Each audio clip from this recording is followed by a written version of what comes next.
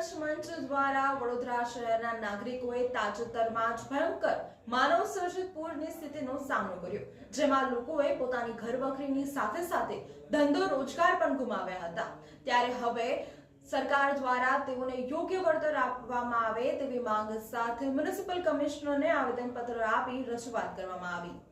વડોદરા શહેરમાં પૂર આવ્યું હતું અને જેના કારણે 25,000 કરોડથી પણ વધુનું લોકોને નુકસાન થયું છે। તે લોકોને કેશડોલ અને સહાયની રકમ પણ ખૂબ જ નજીવી મળી છે। ઘણા વિસ્તારોમાં તો હજી સર્વે પણ થયા નથી અને કેશડોલ પણ ચૂકવાયા નથી।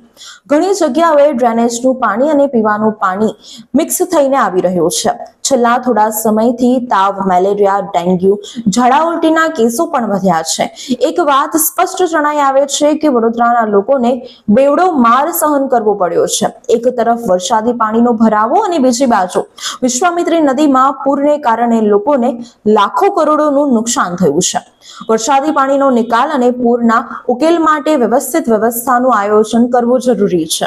તે માટે પરિસ્થિતિઓને ધ્યાનમાં રાખીને વડોદરા નાગરિક સંઘર્ષ મંચ દ્વારા મ્યુનિસિપલ કમિશનરને આવેદનપત્ર આપી રજૂઆત કરવામાં આવી હતી। વડોદરા નાગરિક સંઘર્ષ મંચ દ્વારા વડોદરા શહેરના પ્રતિષ્ઠિત નાગરિકો, વડોદરા શહેરના નાગરિકોની ચિંતા કરી કમિશનરશ્રીને વડોદરા શહેરમાં જે અભૂતપૂર્વ પૂર આવ્યું, 25,000 કરોડથી જેનું વધારે નુકસાન થયું અને એ નુકસાનમાં સરકાર દ્વારા જે વળતર આપી આવી રહ્યું છે એ માટે ખૂબ મોટા પ્રશ્નાર્થો છે। વિશ્વામિત્રીને કેવી રીતે રોકવી, પૂર ભવિષ્યમાં ન આવે એ વાત અલગ છે।